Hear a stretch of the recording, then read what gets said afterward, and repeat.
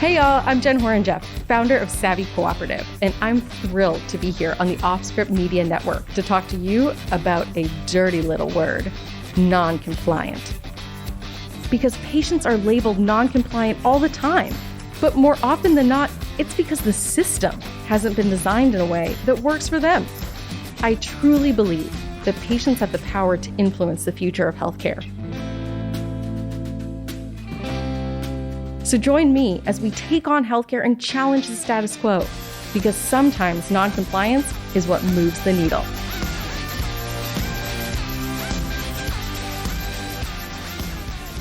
So tell me a story, Jen. Story from way back or modern day? Let's go antediluvian. Meaning? That's a big SAT word that means before the war. Before the war, is that COVID-19? Maybe the Facebook war? What's the Facebook war? I don't know, like Cambridge Analytica.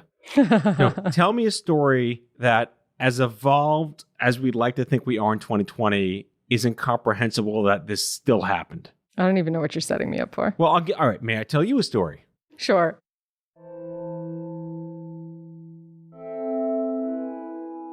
Biotech company goes to market on a drug for little people, the community for little people. They went to market without consulting a single person from that community, and no one wanted it. Because I believe, if I'm referring to this as possibly less anecdotally as I think, it was meant to reduce the genetic risk of the mothers having children with that condition. And the mothers didn't think there was anything wrong with happening to have a baby with this condition. Is condition the right word? I want to always be as appropriate and polite as possible. It's not a syndrome, it's not a rare disease, but do you mind if your kid is little?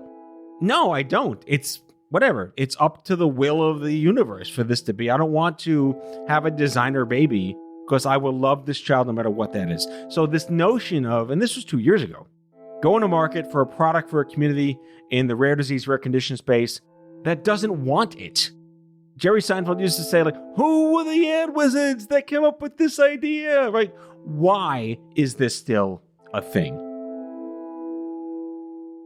I think we see that in the cochlear implant community as well. Of, are we needing to design things out, or should we actually understand what people want before we make these decisions on behalf of all people? So I think that that's a really good place to start when we think about how are we understanding these communities and who is prescribing what is right and wrong.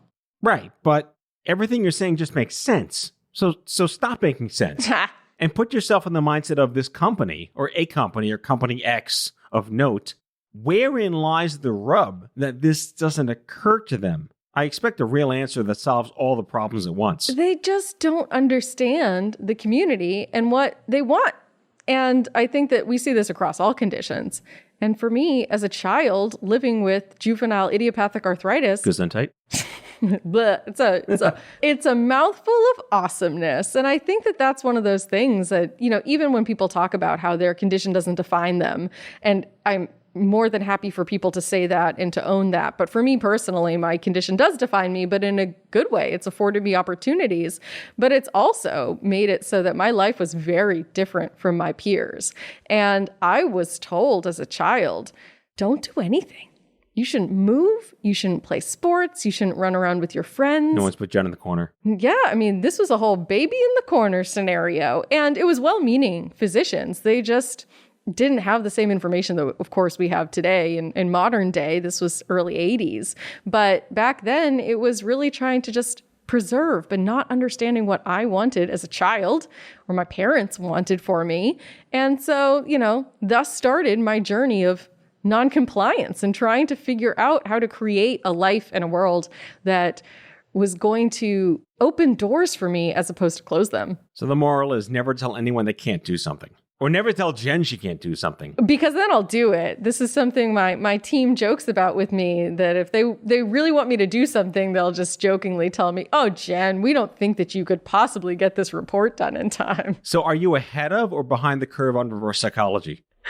Oh, gosh, I don't know. I don't know what the answer is to that. But yeah, I mean, I just think that for somebody who's always been labeled, and I think that that's what a lot of people with chronic illness or, various different types of conditions or whatnot, as you describe, they're constantly being looked at, even as just their disease or just their condition. You're labeled, you're stigmatized. And we forget that the person has so much else going on outside of just being that diagnosis. Who's the labeler in this case?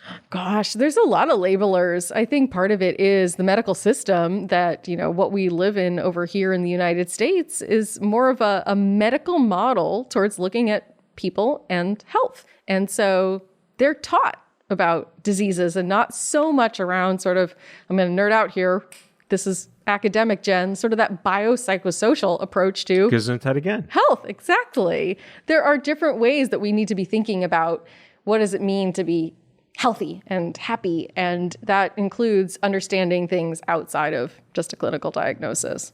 Let's talk about that invisible illness stuff, but you look good. As a kid growing up, did you look good at least?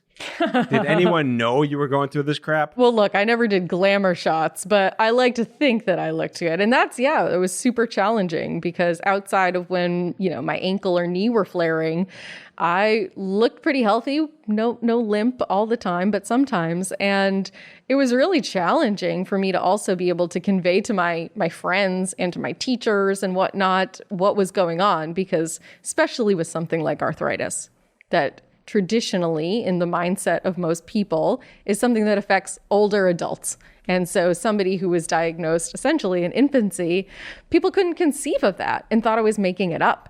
And it does not make you feel great about, sharing it with people if you're always going to be told that you're just a liar and trying to get out of things. And it really ended up making me feel like, all right, well then I'll skew the far to the other side. I'll swing that pendulum over, and I'm going to do everything. And I'm going to show you that I am more capable than anybody could have imagined. And I think that that's just been ingrained for me in the start. And it's really something that I think a lot of chronic illness patients see and feel and experience.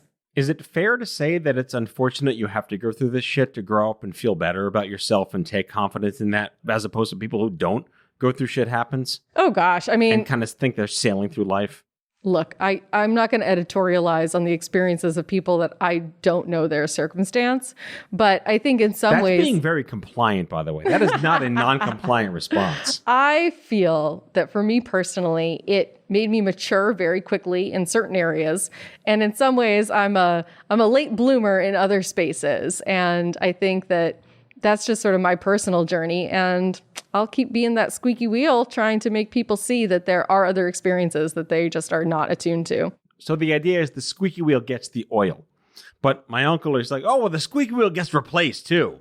So how do you find the balance of being just precocious enough to get what you want and give other people what they need, but the way you want that taken care of? Well, I can tell you, modern day now, that as a professional working in healthcare, but also always informed by my patient lens, that it takes an understanding that you might not know everything, but you at least have a certain level of empathy for the other stakeholders.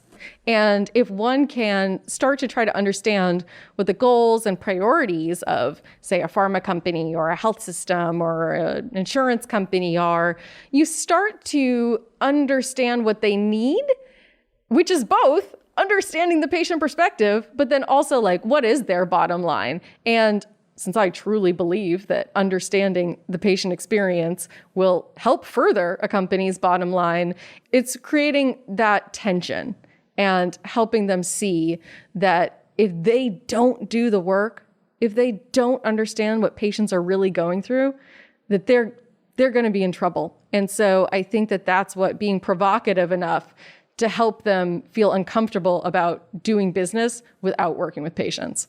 What continues to confound me the most, and it's unfair to conflate this or comport this, but I do.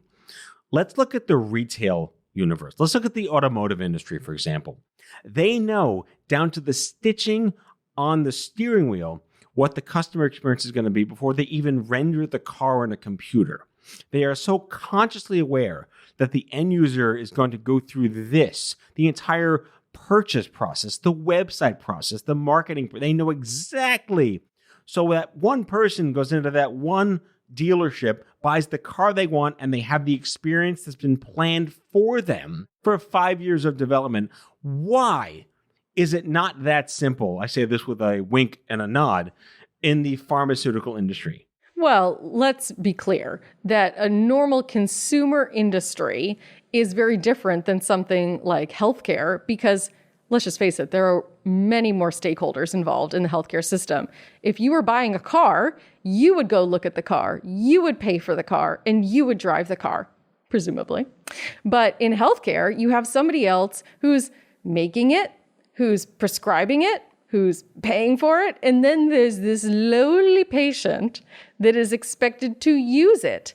And this is the problem. This is just what irks me and gets me up in the morning and keeps me up at night, is the fact that none of it is designed with the patient. And by the time it gets to them, things are not working. It's not meaningfully impacting their life. It is too difficult to use.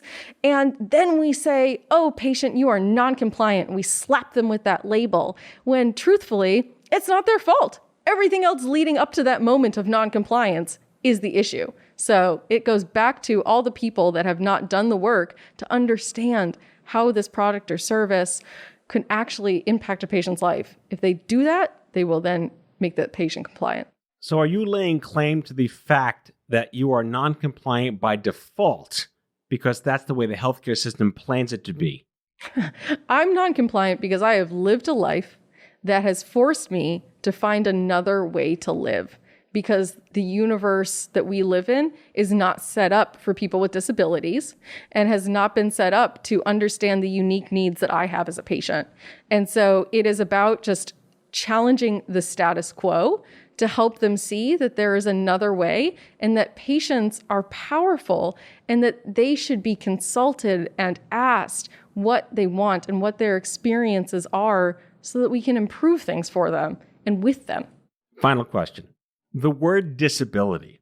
I'm all for reimagining language to be more appropriate. And handicapped, handicapable, it used to be crippled and now you're not crippled. Now these are good things to be made as progress as a society. Have we gotten to a point where disabled, it just doesn't sound like it's the right word anymore. It does such a disservice to the stigma. I think this is, again, one of those moments where we actually need to ask the community. And there will be certain people that resonate with it, and there will be certain people that don't. And I think it's understanding what kind of syntax is appropriate in different ways and not trying to be prescriptive ourselves as people that may not know those experiences. So I cannot answer that for you. I think it's about then doing the work to understand perhaps which segments of somebody that may be considered disabled, if they feel that that is an appropriate label or not. And it's an individualized basis. So we want to ask our listeners the following question. How are you non-compliant? Were you born of it? Did it happen to you? Did it become something you had to be to get things done that you didn't ask for?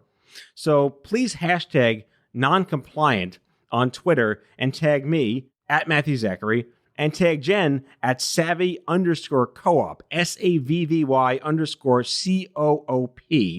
And we'll be responding to the feedback we get online right here in the next episode.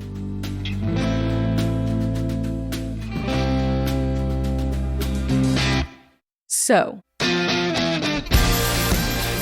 are you ready to challenge the status quo? Well, join me as we take on healthcare. Whether you're a patient who wants to share your story or a company who needs that valuable patient input, well, come on over to Savvy Cooperative. Visit us at www.savvy.coop. I'm Jen Horonjeff. Thanks for tuning in to this episode of Noncompliant.